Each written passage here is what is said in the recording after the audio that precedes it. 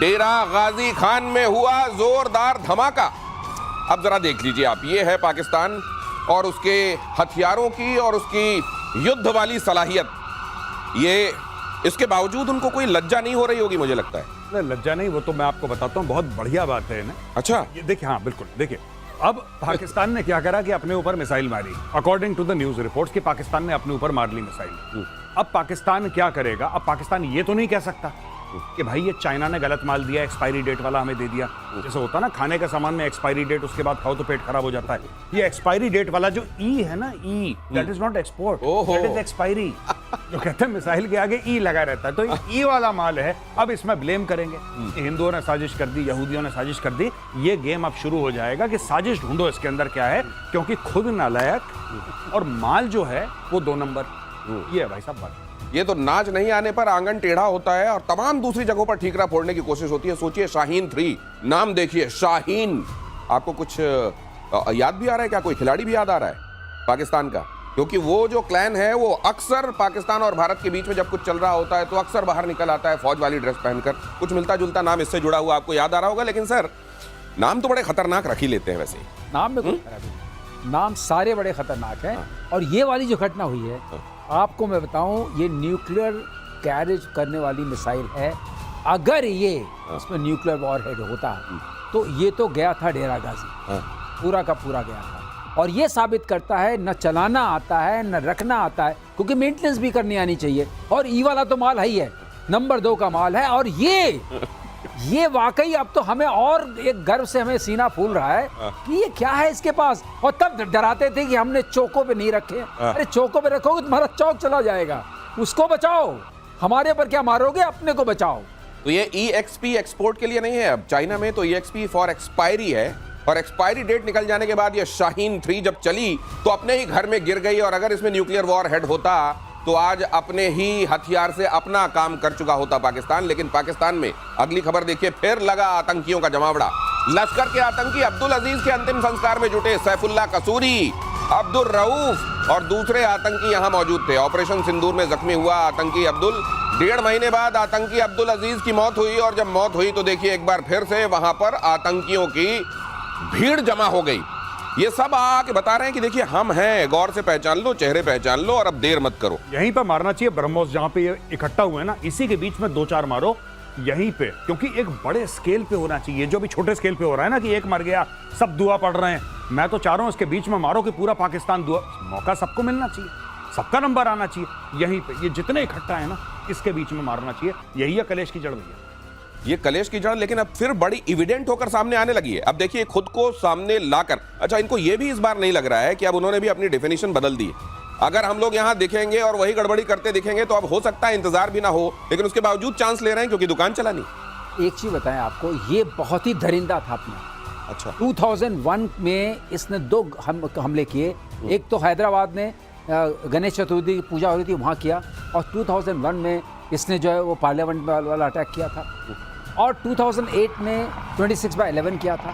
तो ये आदमी, ये इसके साथ जो हुआ है, 1.5 महीने इसने सफ़र किया। बहुत अच्छा हुआ कि तुरंत नहीं मरा। ये ज़रूर सफरेंस ऐसी होनी चाहिए थी।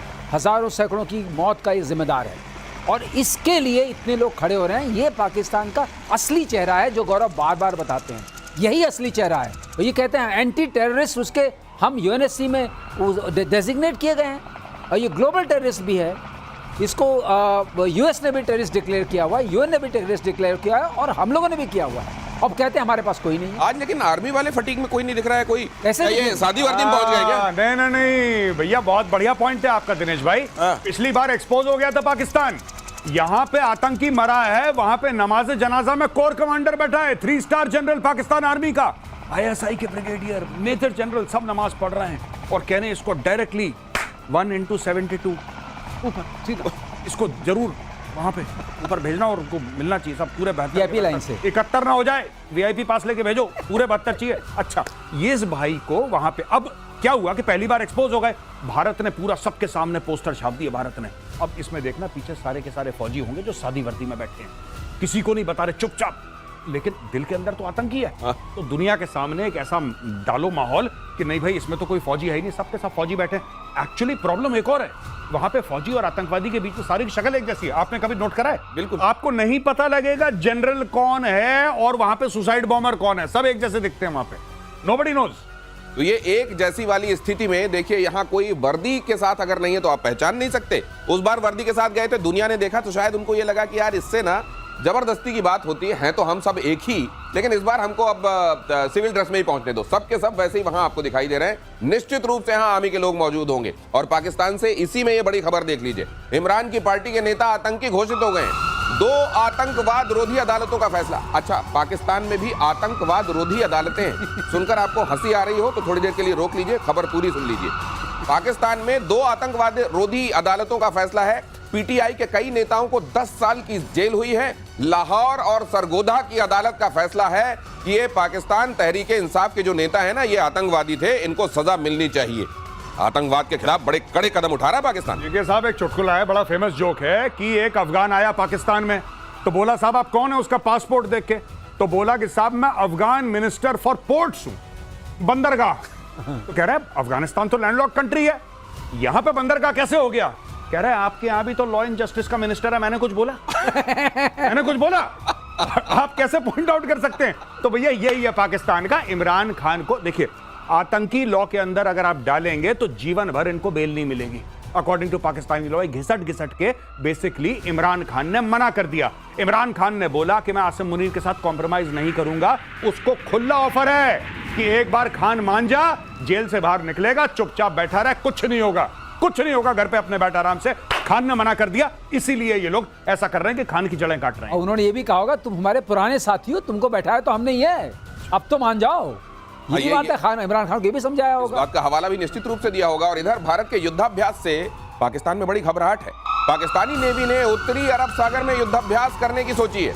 पाकिस्तान के फायरिंग के लिए वहां पर चेतावनी जारी की जाती है। जो समुद्र में जब युद्धाभ्यास किया जाता है, वहां कहा जाता है कि यहां कोई आसपास नाव ना आए वरना हम जिम्मेदार नहीं। इस तरह की फायरिंग वाली अपनी ड्रिल की अनाउंसमेंट भी उन्होंने कर दी है। हिंदुस्तान ने राजस्थान से गुजरात तक बॉर्डर इलाके में युद्ध अभ्यास शुरू किया हुआ है ऑलरेडी। इधर रफेल, सुखोई 30 और मिराज जैसे फाइटर जेट इसमें शामिल हैं। उधर ये जो भारत कर रहा है, भारत ये अफोर्ड कर सकता है। मेजर गौरव आर्य कई बार बता चुके हैं। लेकिन इधर जब भारत के जैसे गाल लाल करने के चक्कर में अपने को ही चपत मारते हैं वो, तो इनके गालों की हालत खराब हो जाती है एक बार फिर। भाई साहब, इसको लखनऊ में हम लोग कहते हैं चंडू खाने की। हाँ। ये चंडू खाने की देरा पाकिस्तान। नोटम वोटम जारी कर दिया कि हम जहाज उड़ाएंगे, जहाज नहीं उड़ा रहे, पुराने वीडियो चला रहे हैं, पुरानी एक्सरसाइजेस के। और इनका ये बता रहा हूं आपको, देखिए उनको ये लग रहा है, और पाकिस्तानी मीडिया में क्या डिस्कस हो रहा है कि 5 अगस्त को इंडिया अटैक करेगा। ये पाकिस्तानी मीडिया में डिस्कस हो रहा है। वहां पे ऑलरेडी ये बता चुके, आपने बोला ना नजूमी, वहां पे नजूमी बैठ के बता रहा है पाकिस्तानी टेलीविजन पे कि 5 अगस्त को 5 अगस्त 370-35 से जिस दिन हटाया था भारत ने, 5 अगस्त को इंडिया अटैक करेगा। और ये मान चुके हैं कि 5 अगस्त को। तो सारे हेलमेट वेलमेट पहन के बैठे हुए, नोटम वोटम पूरा जारी कर दिया। अच्छा, नोटम जारी कर दिया, फिर हवाई जहाज में तेल तो है नहीं उड़ाने के लिए। तो भाई साहब सबको बता दिया कि देखो हमारे हवाई जहाज उड़ने वाले हैं, कब उड़ेंगे भगवान जाने। खौफ तो उड़ रहा है ना, खौफ उड़ रहा है तो बहुत जम के उड़ रहा है। और ये वैसे वाले हैं सर जो ये दिवाली मनाते हैं तो पटाखों की आवाज टेप रिकॉर्डर में रिकॉर्ड करके दिवाली। लेकिन यहाँ पर दूसरी बात, नेवी वाला हिसाब किताब भी एक बार बता दीजिए। हाँ। नेवी जो खुखरी टाइप तोप के सामने, मतलब क्या नेवी है पाकिस्तान? हाँ।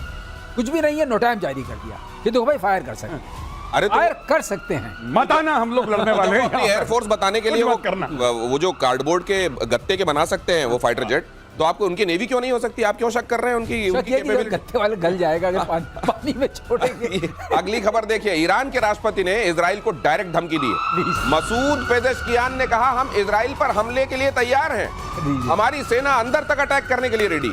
सीज फायर तात्कालिक है और कभी भी टूट सकता है। मसूद पेजेश्कियान अचानक, आपने देखा होगा जब पूरा ये मामला चल रहा था इजराइल और ईरान के बीच में, मसूद पेजेश्कियान कहीं नजर नहीं आ रहे थे। जैसे ही अब सब शांत हुआ है, मसूद पेजेश्कियान बाहर आए। सबसे पहले उन्होंने कहा ये खामेनेई नहीं, निशाना तो मैं था इजराइल का। और अब कह रहे हैं ये सीज फायर कुछ नहीं, बहुत बुरा हमला करें। ऐसा परसों हमने बात करी थी, एक और बयान का स्टेल्थ मारेगा। हाँ, ये कर दिया इसने। मेजर साहब ये कह चुके हैं बयानों का बम चलाते हैं और उसमें भी कुछ स्टेल्थ बयान है इनके। हाँ। वो बयान दिखेंगे नहीं आपको, अचानक प्रकट हो जाएंगे। अचानक प्रकट। ये बयान सर, बयानों के ड्रोन, बयानों की बैलिस्टिक मिसाइल, बयानों के स्टेल्थ बॉम्बर, ठीक है, बयानों का अटैक सब कुछ हो रहा है, सिर्फ बयानबाजी हो रही है, इन्होंने कुछ नहीं करा। और एक लिंक और कर दो, इनके जी। पैर में चोट लगी थी या कहीं और चोट लगी थी? ये जो लगी थी ना उनके पैर में इनके पैर में चोट लगी थी। हाँ। उन्होंने कहा तो ये मसूद उसके पेज़ेश्कियान बाद अचानक से- उसके बाद से एक्टिव हो गए।